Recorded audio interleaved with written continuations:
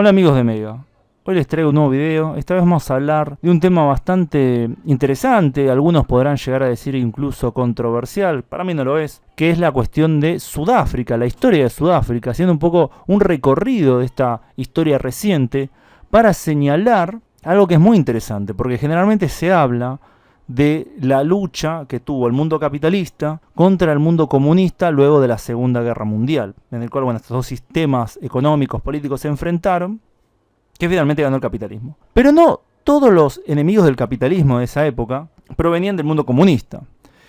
De hecho, tenemos que Sudáfrica, si bien obviamente es nominalmente y fue capitalista, fue uno de los países que más ferozmente luchó contra lo que luego podríamos denominar como el capital financiero internacional. Para ir un poquito al comienzo de este conflicto, y dejando de lado muchísimos factores, concentrándonos en algunos para hacerlo más simple, tenemos que, el relato tradicional habla de lo malo del apartheid, de cómo este sistema racista explotaba a la gente originaria de Sudáfrica, la gente negra, en beneficio de la minoría blanca.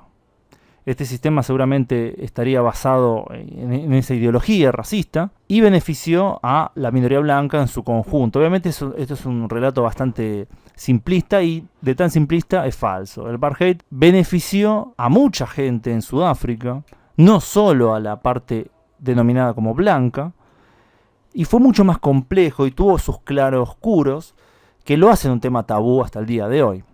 Tenemos que entender que este sistema empezó en 1948, luego de grandes cambios geopolíticos en el mundo. Hay que entender que Gran Bretaña era mucho más débil luego de la Segunda Guerra Mundial. La población africana, blanca, de origen holandés, en Sudáfrica se empezó a organizar muchísimo mejor. Comenzó a ganar cada vez mayor poder político y finalmente se instaura este sistema que cambia la vida de todo ese país.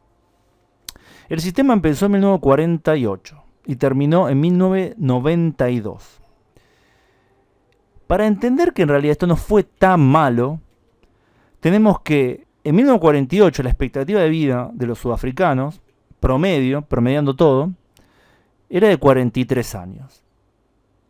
En 1992 esta expectativa de vida había subido a 62 años.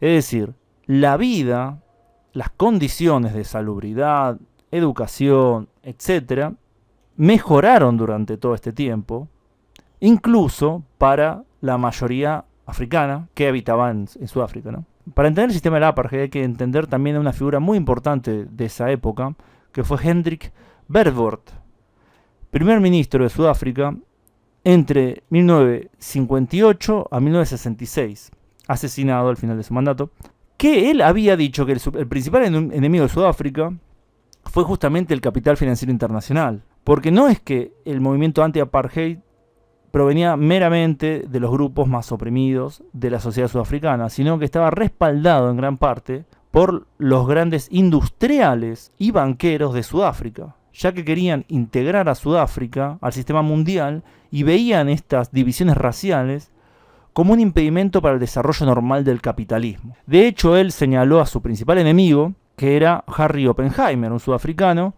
que era hombre de negocios, industrialista, basado en la industria del diamante principalmente, y algunos también dicen que era un gran filántropo porque apoyó estas causas de las poblaciones negras y de color en Sudáfrica. Finalmente la visión de Harry Oppenheimer fue la que triunfó. Sudáfrica se integró al sistema mundo y las últimas barreras de discriminación racial cayeron con la llegada de Nelson Mandela al poder.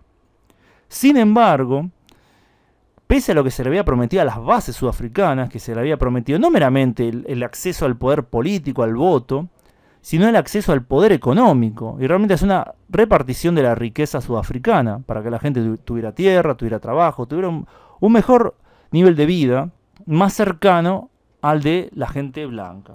Acá tengo que hacer una gran aclaración. Durante mucho tiempo hubo blancos pobres, no era meramente que los blancos eran la clase adinerada, había muchos blancos pobres, y que la situación luego del apartheid fue muy mala, especialmente para los blancos pobres, ya que no solo perdieron sus privilegios de raza, sino que también eso se sumó a su ya mala situación económica. Probablemente sean el grupo que la tiene más difícil en esta nueva Sudáfrica. Fin de la aclaración. Bueno, volviendo a la visión que tenían los capitalistas sudafricanos, ellos no, como dije previamente, no querían esta cuestión de la integración y el fin del apartheid meramente por cuestiones morales, obviamente lo ponían en esos términos, sino que lo querían por una cuestión económica. Esta apertura económica hacia toda la población sudafricana se dio, pero esta apertura no significó un cambio de las relaciones de poder, sino más bien que a la minoría blanca adinerada se le sumó una minoría negra adinerada. En términos reales para la mayoría de la población, de hecho, las condiciones empezaron a empeorar aceleradamente. La expectativa de vida bajó muchísimo en Sudáfrica, obviamente también en gran parte por la cuestión del HIV, pero fue durante mucho tiempo que el nivel de vida en Sudáfrica había bajado en relación con el que había al fin del apartheid. Luego empezó a mejorar nuevamente y hoy en día está bastante alto, pero también hay que señalar que estas reformas económicas que se le había prometido a la base que había apoyado a Nelson Mandela nunca se cumplieron. Lo que sí se cumplió fue la visión de Harry Oppenheimer. Y esto está bien ejemplificado por lo que pasó en 2012, cuando un grupo de trabajadores negros hizo una huelga y que terminó en una masacre. La masacre de Lonmin, o también llamada la masacre de Marikana, que fue el 12 de agosto, en realidad fueron varios días, el más importante fue el 16 de agosto de 2012, en el cual la policía se enfrentó a estos huelguistas y asesinó a decenas de ellos. Las cifras varían, pero estamos hablando aproximadamente entre 35 y 48 muertos y cientos de heridos. Esto obviamente no llevó a ningún cambio en la relación económica que había previamente, lo que nos da a entender que sí fue el modelo de Harry Oppenheimer el que triunfó, no fue el modelo de Nelson Mandela el que triunfó, sino que estos grandes capitalistas, los que dieron dinero a estas causas durante mucho tiempo, los que obviamente eran importantes en la cuestión internacional para Sudáfrica, impusieron a los sudafricanos. El apartheid duró durante mucho tiempo, ayudó a desarrollar industrialmente y en la cuestión de infraestructura a Sudáfrica, y obviamente tenía una contradicción interna muy grande, es decir, mejoró la situación económica de muchísimos sudafricanos negros, pero tenía esa contradicción interna muy grande en el cual no se le reconocían todos los derechos civiles y políticos a esa misma población. Es decir, económicamente podría ser que mejorara su condición, pero no en la cuestión de la dignidad que podían tener como ciudadanos. Obviamente esa era una situación insostenible. La minoría blanca, ahora sí hablando de la población blanca, sean ricos, pobres o lo que sea, nunca se planteó separarse en otro estado, y esto era porque justamente aprovechaban mucho la mano de obra de las grandes masas sudafricanas no blancas.